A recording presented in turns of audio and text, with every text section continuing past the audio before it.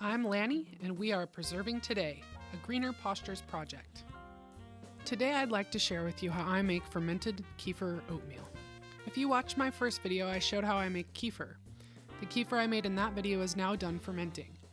It fermented on my counter at room temperature for 48 hours. You can see it's pretty thick and separating from the side of the jar. It smells pleasantly sour. Now I need to finish it by separating out the grains from the kefir. So that's what I'm going to do now. If you haven't seen the previous video about kefir, check it out. I'll link to it below. Soaking and fermenting is one way to make grains like oats, wheat, rice, beans, and even nuts more digestible and nutritious. If you're not familiar with the Weston A. Price Foundation and their teaching on ancient food preparation methods and their relation to health, please check them out. I'll include a link in my description below.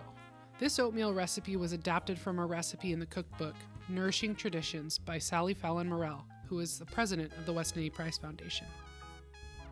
Now that the grains are separated, I'll put the grains in a clean pint jar and cover them with 1 cup of milk. I'm doing this because I don't want to ferment another batch right now.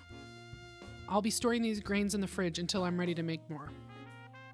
The reason I'm choosing to start soaking oats today is because I have a lot of kefir in the fridge already and I want to use it up. These oats will ferment for 24 hours.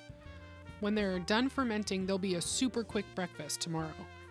Think of this as investing your time today to saving time tomorrow. It's a very slow form of fast food. I'm combining something I already need to do, which is straining out the kefir grains, with something that will make things easier later. Starting to soak the oats today will make a quick breakfast tomorrow. Every time I work in the kitchen, I'm thinking about days and weeks to come and working towards those meals as well. I'm using Bob's Red Mill Organic Old-Fashioned Rolled Oats. I need a medium-sized bowl and 1 cup of oats. This recipe can easily be doubled if you want more. I add 1 cup of warm water and 2 tablespoons of kefir. I added a little more just because I'm rebellious. I never actually follow a recipe exactly, even when it's my own. I stir and mix the oats with the liquid and scrape the sides down, making sure that the oats are all wet and submerged. Then I cover it with a towel.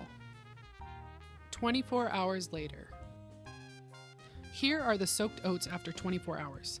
The top may look dry, but they will look creamy beneath. Put the oats in a saucepan and add 1 cup of water and about a half teaspoon of real salt. I add some raisins and a little cinnamon this time.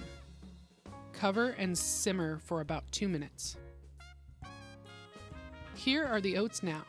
Move them to a serving bowl and grab a spoon. My son loves them with butter and a little bit of maple syrup. Check back for more videos on how I use kefir in other recipes. I'm Lanny, and we are Preserving Today.